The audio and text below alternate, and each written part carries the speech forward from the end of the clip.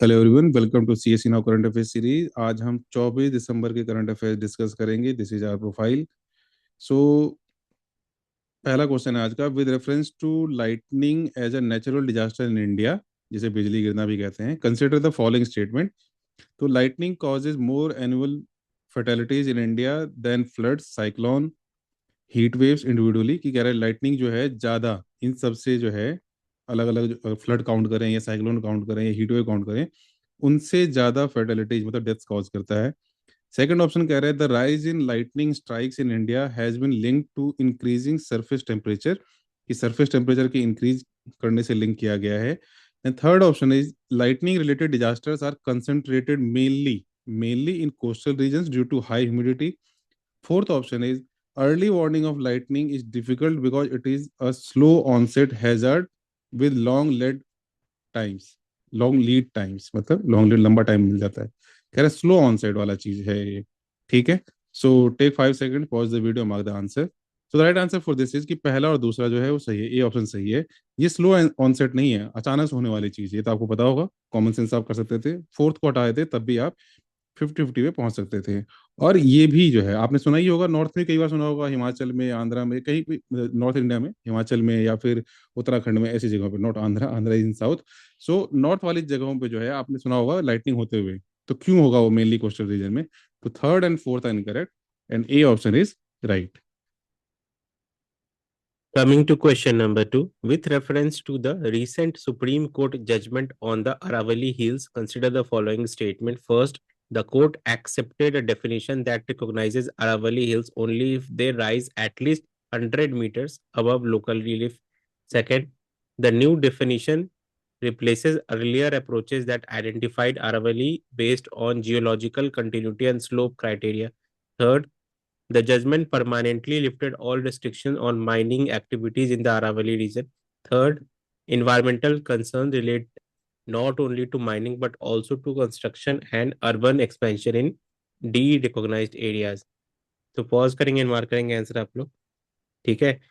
यहाँ पर ये फोकस करने वाला बात है कि ये बहुत ही ज्यादा न्यूज में है, right. And recently central government ने बैन भी कर दिया है चीजों को। तो इसका जो करेक्ट जो थर्ड ऑप्शन है वो इनकरेक्ट है, बिकॉज इसमें लिखा हुआ है कि सारा ही रेस्ट्रिक्शन हटा दिया गया है, तो ये पॉसिबल नहीं है। तो ये गलत है। तो करेक्ट आंसर क्या होगा? ए, 1, 2 एंड 4। एक्सट्रीम स्टेटमेंट्स को आपको इसी तरह से ध्यान रखना है for elimination technique. Third question, persistent delays in consumer dispute resolution primarily affect which of the following outcomes? Analytical या लॉजिकल क्वेश्चंस आप कह लो, जो कंज्यूमर डिस्प्यूट वाली चीजें बहुत लंबी चलती हैं, तो क्या क्या आउटकम हुआ है इस चीज का? पहला ऑप्शन है आपका इरोजन ऑफ कंज्यूमर कॉन्फिडेंस, कि कंज्यूमर कॉन्फिडेंस जो है डाउन होता है in formal grievance redressal mechanism, कि आपका सिस्टम से ट्रस्ट उठ जाएगा, कहते हैं ना, अदालतों से ट्रस्ट उठ जाएगा, इस तरह की चीज। देन सेकंड ऑप्शन आ जा इसमें है आपका increase transaction cost for MSMEs and small entrepreneurs, कि एमएसएमईज के लिए जो है, अब मान लीजिए लंबा आपका प्रोसेस चल रहा है, कोर्ट में ही फंसे हुए हो आप, डिस्प्यूट रेजोल्यूशन में फंसे हुए हो, तो पैसा ज्यादा लगेगा। Third option, strengthening of alternative dispute resolution mechanism automatically, कि ऑटोमेटिकली जो है एडीआर वाली चीजें बढ़ जाएंगी, प्रमोट हो जाएंगी। Weakening of ease of doing business due to regulatory uncertainty. अब ये बेसिक इंग्लिश और कॉम्प्रिहेंशन वाली चीज है, कॉमन सेंस वाली चीज है। वीडियो को पॉज कीजिए and mark your answer. So the right answer for this is a, 1, 2 and 4। Third जो है दैट इज इनकरेक्ट। आप यहाँ फोकस कर सकते थे ऑटोमेटिकली। ऑटोमेटिकली कैसे ऑल्टरनेटिव वाली चीज जो है वो प्रमोट हो जाएगी, ऑटोमेटिकली इस तरह की चीज नहीं हो सकती है। 1, 2 and 4 are correct. Coming to question number four, the Haka dance, often seen in international sports event, belong to which community? First, Aboriginal people of Australia. Second, Maori people of New Zealand. Third, Inuit people of Arctic. Fourth, Native American tribes of Canada. तो pause करेंगे और mark करेंगे answer. ठीक है, यहाँ पे news दिया ही हुआ है। तो न्यूजीलैंड का ये ग्रुप है माओरी, बहुत फेमस है हाका डांस के लिए। इनके एमपीज ने वहां के पार्लियामेंट में भी हाका डांस किया था।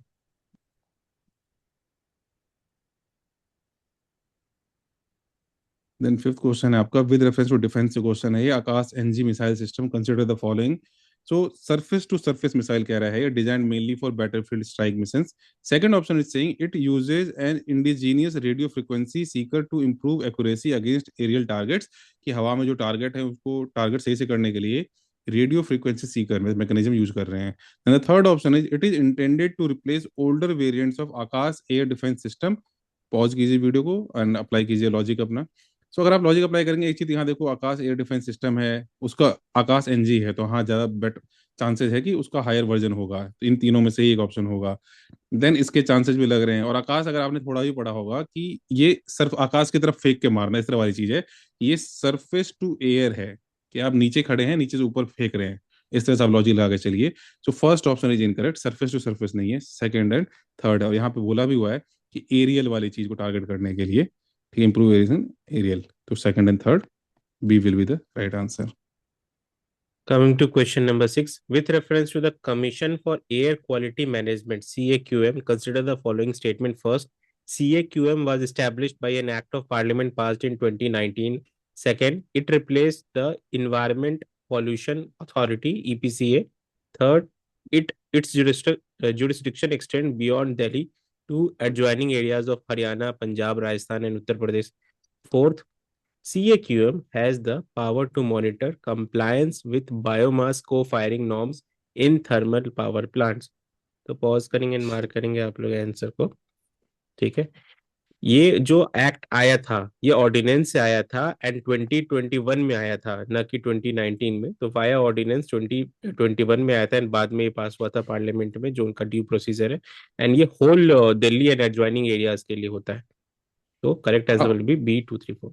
आप लोग कमेंट करके ये बताइए हम लोगों को कि ऑर्डिनेंस के लिए कौन सा आर्टिकल है, सेंट्रल लेवल पे और स्टेट लेवल पे दोनों। तो सेंट्रल और पार्लियामेंट, मतलब पार्लियामेंट और स्टेट लेजिस्लेचर दोनों लेवल पे जो है, कौन सा आर्टिकल है जो ऑर्डिनेंस से रिलेटेड है। Seventh question for the day is with reference to WTO dispute settlement system, जो डिस्प्यूट वगैरह होता है ग्लोबल लेवल पे, formal consultations are compulsorily first step before disputes can proceed to WTO panel. कि पहला step जो है इसमें फॉर्मल कंसल्टेशन होना जरूरी है, उसके बाद ही नेक्स्ट स्टेप पे आप जाओगे। The dispute settlement body automatically adopts panel reports unless there is a consensus to reject them। कि नेगेटिव कंसेंसस, कि भाई हम बात को मानी जाएगी अगर सबने अपोज नहीं किया, मतलब सबने मिलकर अपोज नहीं किया, तब तक वो बात एग्री किया जाएगा। Then third option is WTO members में impose retaliatory trade measures immediately after panel reports are issued. कि पैनल का रिपोर्ट आया उसके बाद इमीडिएटली WTO मेंबर जो हैं वो उस पर रिटेलिटरी मेजर्स ले सकते हैं। सो थोड़ा टफ क्वेश्चन है, take 5-10 seconds, pause the video, mark the answer. So the right answer for this is कि पहला और दूसरा आपका सही है, third option is incorrect. Immediately नहीं हो सकता, जब DSB ने ऑथराइजेशन दे दिया और रीजनेबल पीरियड दे दिया है, तब भी वो अगर लागू नहीं किया गया तब रिटेलिएशन किया जा सकता है। और ये चीज सही है कि हाँ नेगेटिव कंसेंसस होता है, जब तक सब लोग मिलकर कंसेंसस का हटाएंगे नहीं, कैंसिल नहीं करेंगे, तब तक वो रिपोर्ट जो है वो एक्सेप्टेड है। वैसे A will be the right answer. Coming to question number 8, with reference to the Subansiri Lower Hydroelectric Project, consider the following statement. First, it is constructed on the Subansiri River, which is a major tributary of Brahmaputra River. Second, the project site lies entirely within Assam. Third, it is implemented by NHPC Limited as a run of the river hydropower project. तो pause करेंगे and mark करेंगे answer आप लोग।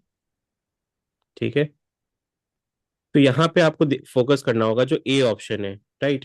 क्या है ये कि largest tributary, that is correct.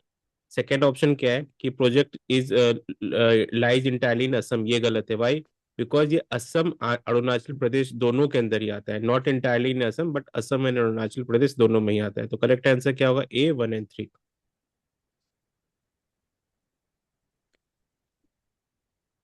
This one is a bonus question for this today. Sargasso Sea, Sargasso Sea के लेके ये स्टेटमेंट को आप पढ़ो कि only sea in the world without land boundary enclosed by ocean current North Atlantic Ocean, it is located in southern hemisphere. तीनों options को पढ़ना, पॉज करके आप लोग कमेंट करके बताना क्या आंसर होगा इसका। ठीक है, थैंक यू एवरीवन।